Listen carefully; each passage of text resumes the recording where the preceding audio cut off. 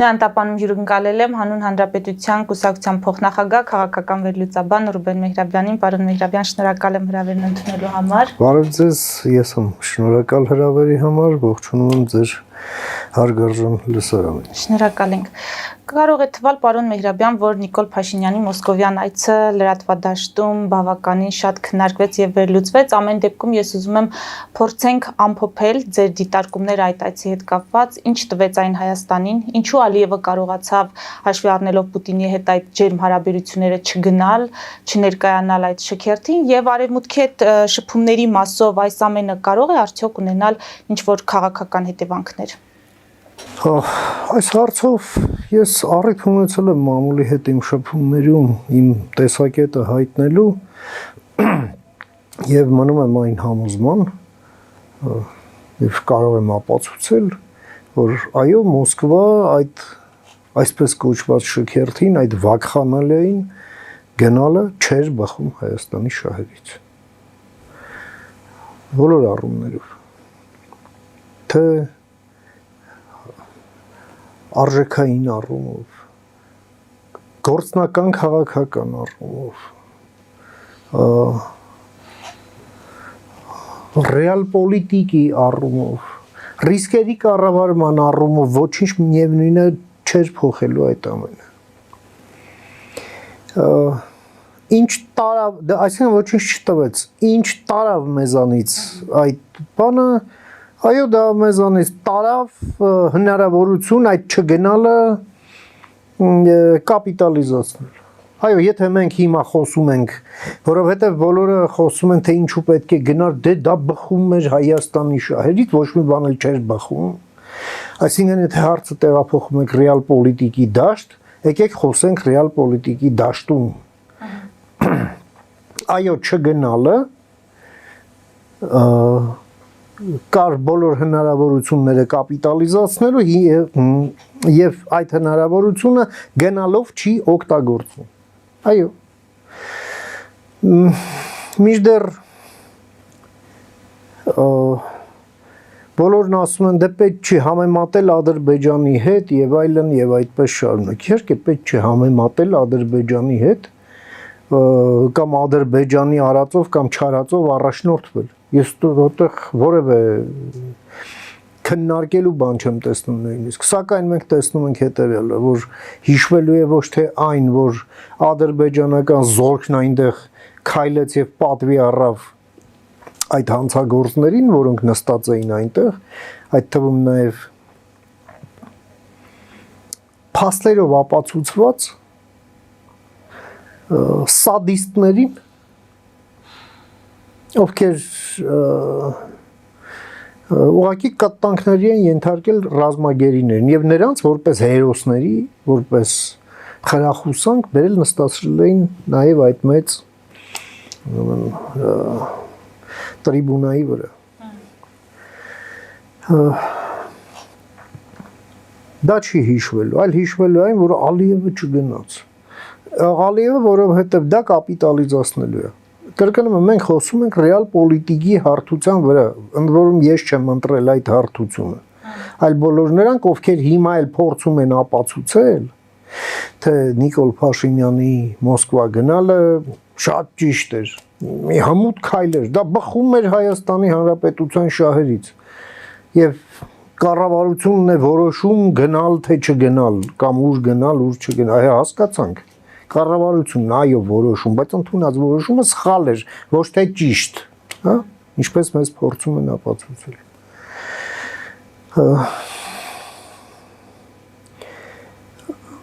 Սա կվնասի մեր հարաբերություններին արևմուտքի հետ, չէ, չի վնասի, բայց նստվածքը կմնա։ Հաշվի կամենա։ Ոչ թե գործնականում հաշվի, վերաբերմունքի մեջ այո փոփոխություն կլինի կոնկրետ Նիկոլ Փաշինյանի նկատմամբ։ Մանավանդ հիմա, երբ մենք տեսնում ենք, որ ինչ էպոպեյա է տեղի ունենում Ուկրաինայի դեմ Ռուսաստանի կողմից տարվող այս պատերազմը դադարեցնելու այս բանակցությունների հետ կապված, եւ մենք տեսնում ենք ինչպես է դիրքորոշվել Եվրոպան, հա, որում ոչ միայն Եվրամիություն, այլև Եվրոպան, մեծ Եվրոպան, այսպես ասենք, ապա ես չեմ կարծում, որ նման քայլերը ուժեղացնում են մեր դիրքերը Եվրոպայի հետ մեր հարաբերություններում։ Այո, հենց ռեալ պոլիտիկի դաշտում։ Եթե ռեալ պոլիտիկի դաշտում չէր տեղավորվում այս այցը, պարոն Մեհրաբյան, ես կարծիքների, այսինքն չգիտեմ որքանով էին դրանք հումորային, բայց կարծիքներ էին հնչում, որ Նիկոլ Փաշինյանը ներքաղաքական նաև խնդիր փորձեց լուծել, այսինքն Քոչարյանը մենք գիտենք լրատվամիջոցները գրել էին, չէին հերքել, որ Քոչարյանի գրասենյակից նա եղել էր Մոսկվայում եւ ասացին Փաշինյանը փորձել է հետ չմնալ, այսինքն այս ներքաղաքական տրամաբանության մեջ դիտարկել այս տարբերակը, այս կարելի է եւ դիտարկել։ Չնայած ես այս ամենը նաև հասկանում եմ որպես հետևանք հետևյալի, որ Հայաստանի կառավարությունը իր համար անցած ժամանակաշրջանում չի ստեղծել այն ծավալի քաղաքական կարողություն ներսում, որը թույլ կտար այո չգնալ այս այլանդակությանը ներկա չգտնվել։ Երբ որ երեսի Պուտինը կանգնում ասում է, որ այո բազմաթիվ ազգեր են մասնակցել այս պատերազմին, բայց բոլորը մտել են պատմության մեջ որպես ռուս զինվոր, ռուսկի սալդատ։ Հասկացաք։ Այսինքն ձեր պապիկը, ձեր պապիկի հայրիկը կամ էլ, հա, չգիտեմ, երիտասարդ եք։ Իմ պապիկը գոնե, հա, նրանք ռուս են ըստ Պուտինի։ Ու դա լսես ու հետ գաս։ Միջդեռ մենք խոսում ենք, դե ոնց, ինքը գրում է, բա մենք 300,000 զոհ ենք տվել, մենք եւս եղել ենք հաղթողների մեջ։ Ասում եմ ոչ։ Դու եթե եղել ես այնտեղ, ապա եղել ես եւ մնում ես որպես ռուս։ Վերջ։ Պարոն Մեհրաբյան, հետևապես, այո, գնալ պետք չէ։ Եվ ընդհանրապես, եթե կա մի որևէ օր, որը նշանակություն ունի մեր պետության համար, ապա նախ եւ առաջ չպետք է մտածել այն մասին, որ դա նշանակություն ունի, թե չունի Մոսկվայի համար։ Օրինակի համար հարց եմ տալիս, լավ, ամբողջ Եվրոպայում, որին ինտեգրվելու, հա, այդ Եվրամիությանն անդամակցելու մասին մենք օրենք ենք ընդունել հաղթանակի եւ խաղաղության օրը եւ հաշտեցման օրը Եվրոպան նշում էր ամսի 8-ին։ Բազմաթիվ տեղեր, բազմաթիվ բաներ տեղի ունեցան։ Ով էր մասնակցում Հայաստանից։ Ես չգիտեմ։ Չգիտեմ, ասում եք բալանսավորված։ Ինչ բալանսավորված։ Պարոն Մեհրաբյան, այդ հաղթանակը Մեկ երկրորդն էլ մի այսպիսի ասպեկտ էլ, երբ մայիսի 9-ին Հայաստանի ղեկավարը գտնվում է Մոսկվայում,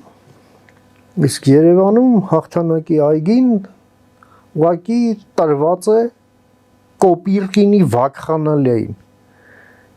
Եվ այնպիսի տպավորություն էր, ոնց որ Հայաստանի ղեկավարներն այդ հաղթանակ զբոսայգի որպես հյուր են գնում։ Չհասկացա։ Այսինքն Կոպիրկինն այնքան կա, որ Երևանում կարողանում է ազատության պողոտա փակի։ Լուրջ եք ասում։ Ու սա համարում եք նորմալ, ասում եք հիբրիդային պատերազմ։ Էլ ոնց է լինում հիբրիդային պատերազմ։ Ահա այսպես մասսովկեք սարքելով, ցույց տալով, որ դուք ոչ մի բան եք իրենց տրամաբանության մեջ, այո, որ իրենք իրենցից բան են ներկայացնում։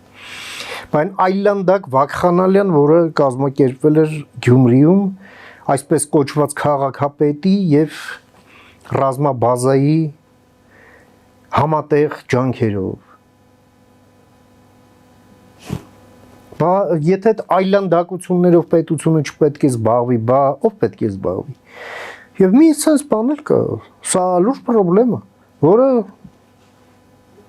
կասկած ունեմ, որ պետությունն այդքան էլ մինչև վերջ չի գիտակցում։ Որովհետև այս հիբրիդային պատերազմի նպատակներից մեկն էլ նաև այն է, որ հասարակության մոտ ձևավորվի այսպես անտերության զգացում, անպաշտպանության զգացում,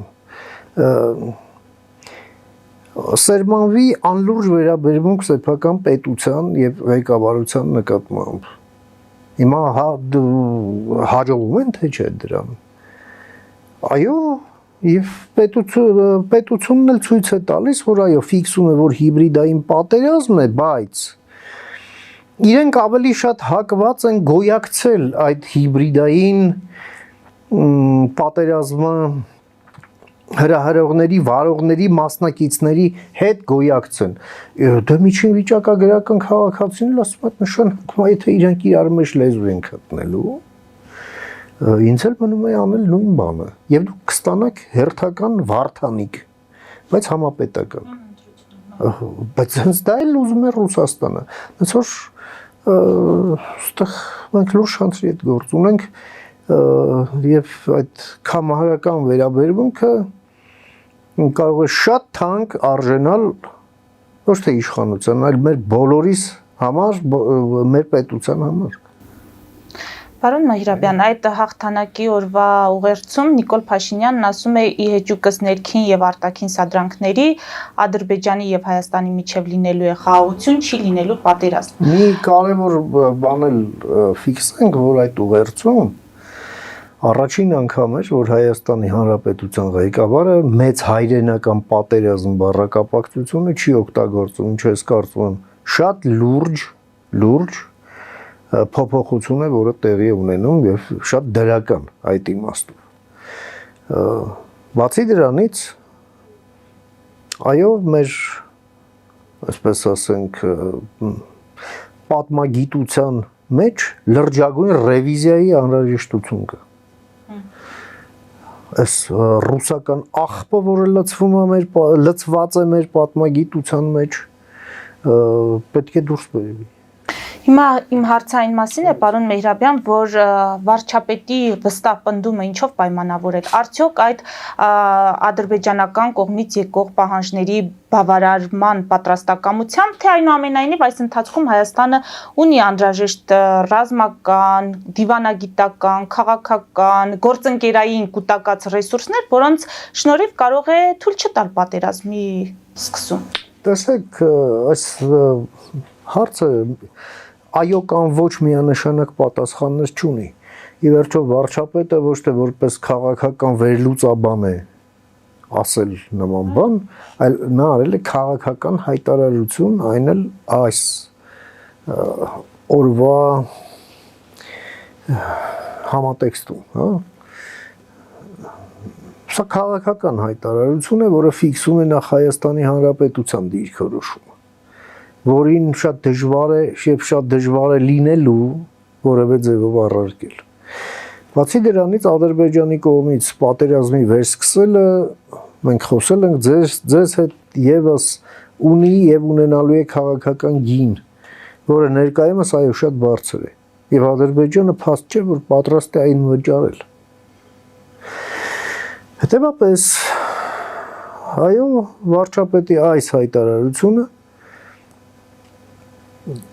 միտված է նրան, որպեսզի եւս մեկ անգամ մատնացույց արվի հակառակ զարգացումների քաղաքական գնին։ Եվ այո, սա նաեւ ընթերցվում է միջազգային մեր գործընկերների կողմից, ապագա դաշնակիցների կողմից, բոլոր այն երկրների կողմից, ովքեր իրապես շահագրգռված են, որ պատերազմ չլինի, այլևս մեր տարածաշրջանում եւ դրա հետ ինչ-ինչ հաշվարկներ են կառուցում։ Այո, այդ ամենը նաեւ ուղղված է հենց ներդաշնակեցմանը այդ դիրքորոշումների հետ, Հայաստանի Հանրապետության դիրքորոշումը։ Ես ուղղակի ուզում եմ Հիմա ձեզ ուզում եք դրա ոնց որ բառացի, հա, որպես հարցադրում պատերազմի վերջո լինելու է թե ոչ, չէ՞։ Չէ։ Ինձ հետաքրքիր է ամեն դեպքում դիրքորոշման տակ, այսինքն դիրքորոշումը որքանով է ամուր գործնական իմաստով այդ ռեսուրսների։ Ամրություն ունի, բայց հիմա այդ քաղաքական հայտարարությունն այո ունի ամրություն, բնականաբար ունի եւ այդ ամրությունը գնալով մեծանում եւ մեծանալու է, բայց եկեք նաեւ ֆիքսենք, որպեսզի այո մենք գետնի վրա պատերազմ չունենանք, պետք են հավելյալ ջանքեր, որոնք դե պետք է գործադրվեն։ Դա կապված է թե մեր բանակային ռեֆորմի հետ, դա կապված է մեր կողմից Ռուսաստանի ներկայության նվազեցման հետ, դա կապված է մեր պոտենցիալ դաշնակիցների հետ կապերի սերտացման հետ եւ այլ մի քանի այլ գործոններով է պայմանավորված։ Դե սա պայքար է վերջո։ Այսպես ասենք, այո, ամրությունը կա, այն 100%-անոց չէ, դրա մասին այո բոլորս էլ գիտենք, որ դա ասելով չի, դա աշխատանքով է արվելու, բայց այն որ մեր շահերից է բխում, որ պատերազմ չլինի եւ որ մենք անում ենք եւ պարտավոր ենք անելու այն ամենը, ինչը մեզանից կախված է, որպեսզի այդ պատերազմը չլինի, կարծում եմ այստեղ ոնց որ ասում են քննարկելու բան չկա։ Հիմա պարոն Միրաբյան, այդ նախկին ներկա արճակատումները սրացել են, մենք տեսնում ենք խորհրդարանում ինչ միջադեպեր են արձանագրվում, դուք էլ հիշատակեցիք, թե ինչպես է իշխանության ներկայացուցիչները ռուսական շպիոներ ման գալիս եւ կոնկրետ մարդկանց ռուսական գործակալ նշանակում, բայց դրան կարծես թե լուրջ իրավական գործընթացներ չեն հետևում, բայց Ալեն Սիմոնյանի կոնկրետ հայտարարությունից հետո մենք տեսնում ենք, որ ապօրինի ծագում ունեցող գույքի բռնագանձման մասով Ռոբերտ Քոչարյանի եւ նրա ընտանիքի նկատմամբ հայց է ներկայացում։ Սա համարել այդ հայտարարության հետևանք։ Ըստ այդմ նաև ըստ քաղաքական նպատակահարմարության սկսված գործընթաց։ Դե չէ, ոչ միայն թե ոչ դա։ Բայց սրանք առանձին process-ներ են։ Այս ապօրինի գույքի հետ կապված այս process-ը օրենքի ընդունման պահից մինչև մեր օրերս բավականին լուրջ փորձությունների է ենթարկվել եւ գործը հասել է նաև սահմանադրական դատարան, ընդ որում բողոքների հիման վրա։ Եվ երբ որ սահմանադրական դատարանն էլ վերջնականապես փակել է հարցը, ապա հիմա ակնհայտ է, որ այս process-ը ուզենք թե չուզենք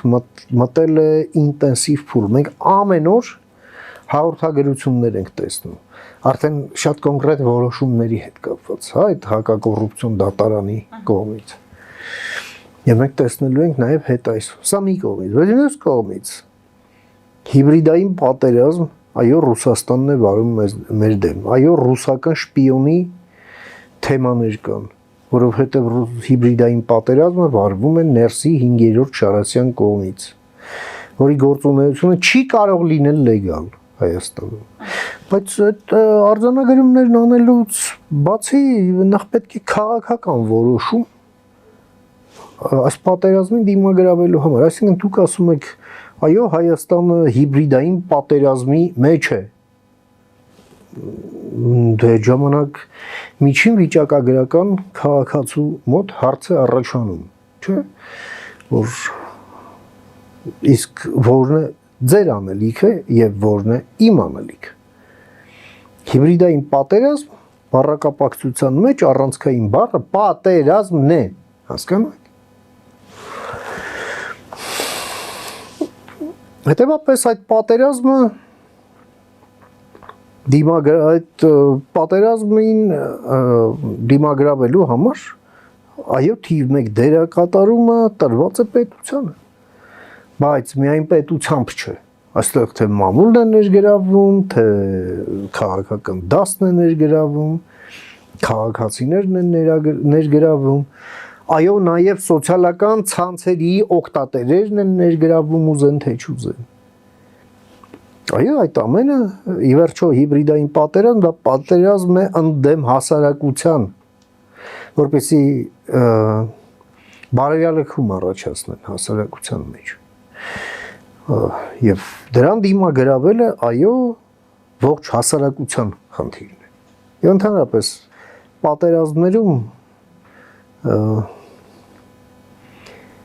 պատերազմները վարում են ոչ թե բանակները,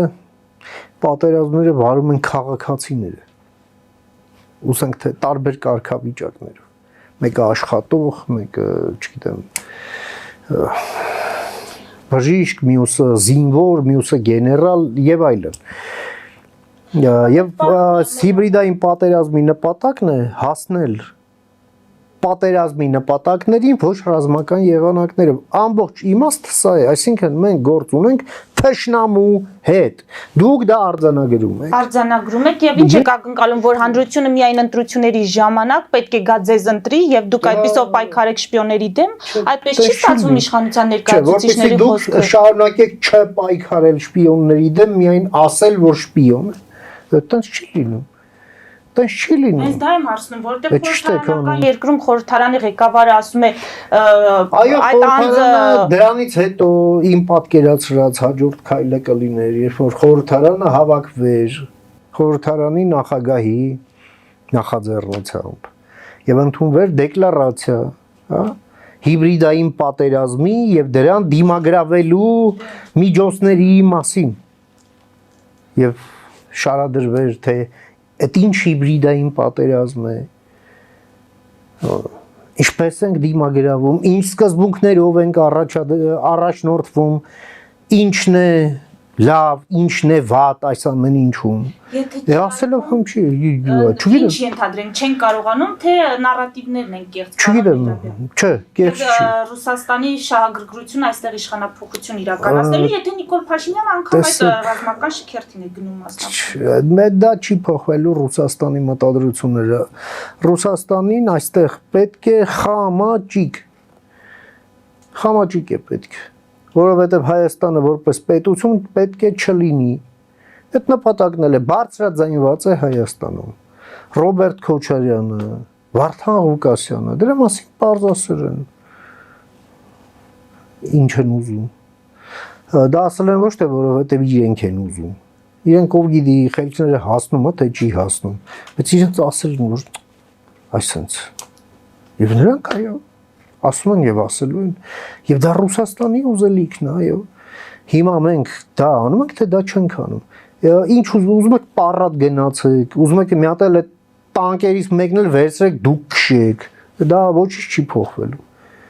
Մի հատ էլ այնտեղ Լենինը հենա մեռած չթաղած դրած անդե մի հատ ծաղիկ դրեք, էլի ոչինչ չի փոխվելու։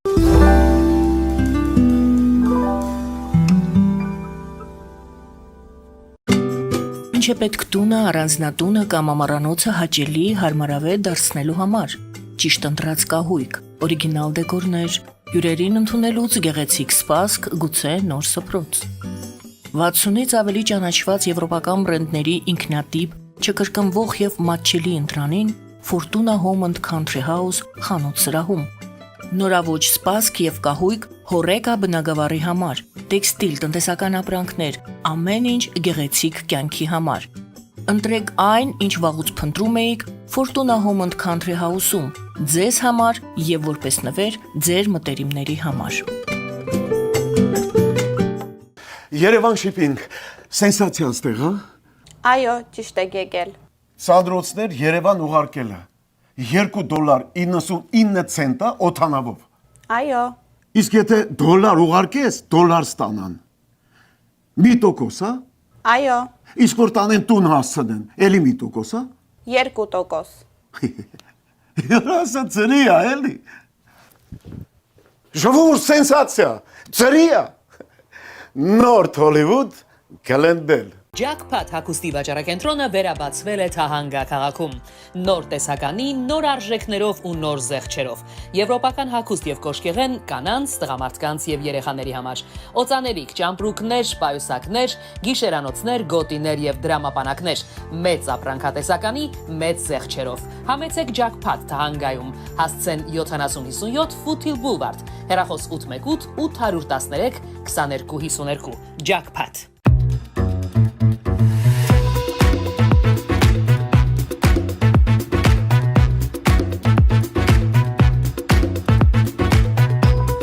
Արարատ ռեստորան, ընտանեկան եւ ընկերական ժամանցի լավագույն հասցե, սիրված արտիստներ, հյուրընկալ մթնոլորտ, հարուստ ճաշացան, անմահական խորտիկներ, Արարատ ռեստորան, հասցեն անփոփոխ, սիրով սպասում ենք ձեզ։ Ավելի քան 11 տարի Աքսիոմետ վնասվածքաբանական վերականգնողական բժշկական կենտրոնում գործում են հենաշարժիչ համակարգի խնդիրների լուծման բոլոր ժամանակակից մեթոդները։ Հասցեի Երևան, Տերյան փողոց 3 շենք, 42 տարածք, հեռախոս 010 522 882, 091 522 882։ Լավագույն պաղպաղակ, բնական, համեղ եւ մատչելի գներով պաղպաղակը կարող եք ձեռք բերել բոլոր հայկական խանութներում։ Պահանջեք հայկական պաղպաղակ, Թամարա պաղպաղակ։ Glendale West Pharmacy, ձեր ուղեկիցը տեղերի աշխարհում։ Ունեք հարցեր, զանգահարեք 818 548 5157 հեռախոսահամարով կամ այցելեք 1109S Glendale Avenue, Glendale CA 91205 հասցեով։ Նոյան տապանի վազող տողում հայտարարություններ տեղադրելու համար այցելեք Երևան Իսահակյան փողոց 28 երրորդ հարկ կամ զանգահարեք 055 50 90 50 +118 967 567 կամ էլ կապվեք կոնտակտ Շնիկ NTM էլեկտրոնային հասցեով։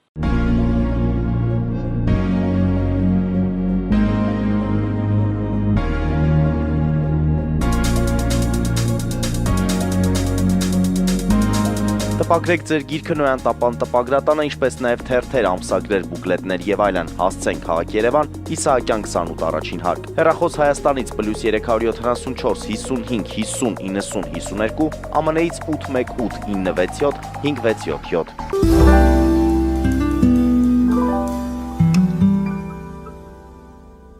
Ամփոփենք, պարոն Մեհրաբյան, Ստամբուլում սպասվում են ռուս-ուկրաինական բանակցություններ, Թրամփն է ասում, որ կցանկանար գնալ, գրաֆիկին է նայում,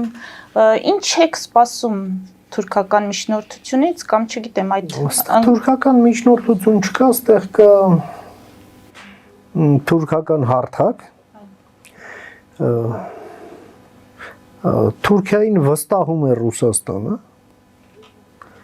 Էլի բայց ոչ մինչև վերջ։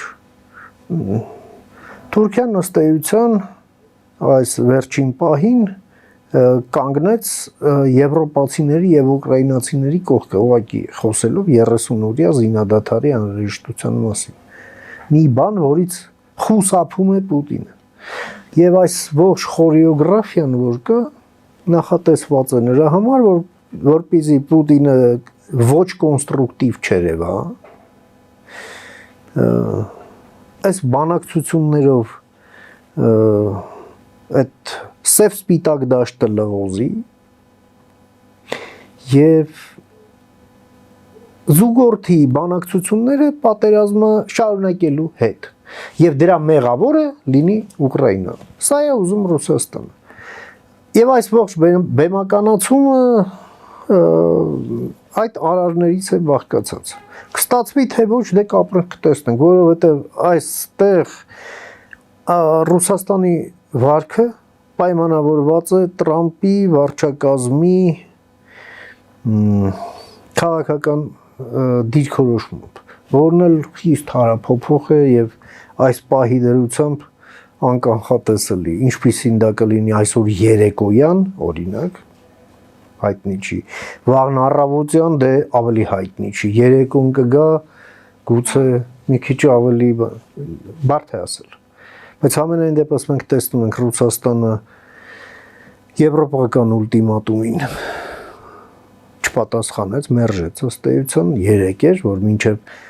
մայիսի 12-ի ավարտը պետք է արդեն զինադադարը հայտարարված լինի, որ դիվանագիտությունն աշխատի։ Ռուսները դա արհամարեցին, դե եվրոպացիներն էլ արդեն հավելյալ պատժամիջոցներ են մտցնելու, որի հետ Միացյալ Նահանգները չեն կարող հաշվի չնստել։ Եվ սա ծանր հարված է լինելու Ռուսաստանի տնտեսությանը, որովհետև սրանք պատժամիջոցներ են ստվերային նավատորմի դեմ, որով պայմանավորված է Ռուսաստանի նավթի արտահանումը եւ ըստ էության միակ եկամուտի աղբյուրը, որ չունի Ռուսաստանը, այլ բան չունի, փակ ամեն ինչ։ Չինաստանի հետ այդ առևտուրն էլ որ կա, այդտեղ Ռուսաստանը կցորդի դերում է։ Այո, Ռուսաստանը վերածվել է Չինաստանի կամիկաձեի, մինչև այն պահը, ինչքան Չինաստանը կորոշի։ Ուրիշ բանի համար Ռուսաստանը պիտանի չի։ Հիշեք, նույն մայիսի 9-ի այդ շքերթի ժամանակ Պուտինի ելույթին զուգահեռ բարձր սենց աղաղակող չինարեն թարգմանությունը։ Չի եղել նման բան, հասկանում եք։ Չի եղել ուղղակի։ Շնորհակալ եմ։ Համեցեք։ Մեծ դիտողներին հիշեցնեմ, որ ես զրուցում էի Հանուն Հանրապետության կուսակցության փոխնախագահ քաղաքական վերլուծաբան Ռուբեն Մեհրաբյանի հետ։ Մեր ուղիղ եթերները կարող եք դիտել Patreon-ում, նաև այդ հարթակում աջակցել մեզ էկրանին երևացող QR կոդով։